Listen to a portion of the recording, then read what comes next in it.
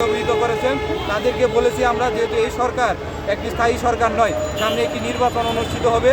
তো আমরা নির্বাচন অনুষ্ঠিত হলে প্রধান উপদেষ্টা যখন একটা সরকারের কাছে ক্ষমতা হস্তান্তর করবে, স্থায়ী সরকার আসলে আমরা একযুগে দেশের এমপিওভুক্ত স্কুল, কলেজ, মাদ্রাসা এবং কারিগরি শিক্ষা প্রতিষ্ঠান জাতীয়করণ চাব।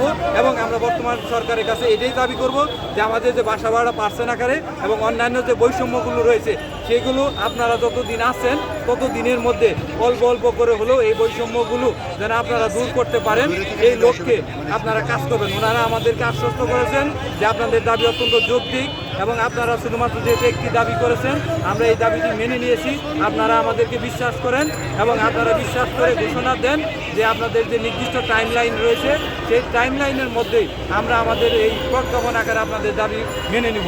এবং আপনারা আরও কিছু বিষয় বলেছেন, সেটি হলো প্রতিষ্ঠান কর্তৃক, যেমন এমপিওভুক্ত স্কুল, কলেজ, মাদ্রাসা এবং কারিগরি শিক্ষা প্রতিষ্ঠানে 1000 টাকা বাড়ি ভাড়া পাওয়া হয়েছিল সেই বিএনপির আমলে 2004 সালে, যখন এহসানুল হক মিলন স্যার ছিলেন। তো এরপরে 21টি বছর চলে গেছে, আমরা কিন্তু আর বাসা ভাড়া পাইনি। আপনাদের বলতে চাই সেটি হলো মাত্র 1000 টাকা বাড়ি ভাড়া। এই 1000 টাকা বাড়ি ভাড়া দিয়ে ঢাকা, রাজশাহী, খুলনা, বরিশাল, সিলেট এমনকি ঢাকা শহরের যে বস্তি এলাকা রয়েছে সেই এলাকাও কি পাওয়া যায় একা সিঙ্গেল থাকার জন্য। অথচ একটি ফ্যামিলি নিয়ে ঢাকা, রাজশাহী, খুলনা, বরিশাল এবং সিলেট জেলার মতো একটি শহরে থাকতে গেলেও 5 থেকে 15,000 টাকা লাগে।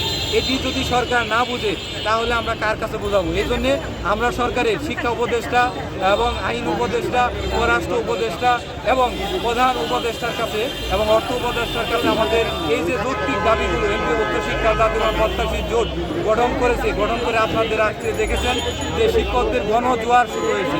আমরা একটু হলেও জানি যে বিভিন্ন স্থানে বাধা বিপত্তির সম্মুখীন হয়েছি এবং এটি মিডিয়ায় আমরা অতটা প্রকাশ করিনি। তবে আমাদের যদি বাধা বিপত্তির অতিক্রম না হতাম তাহলে আমরা প্রায় 2,50,000 শিক্ষক এই জাতীয় প্রেস ক্লাবে উপস্থিত হতে পারতাম।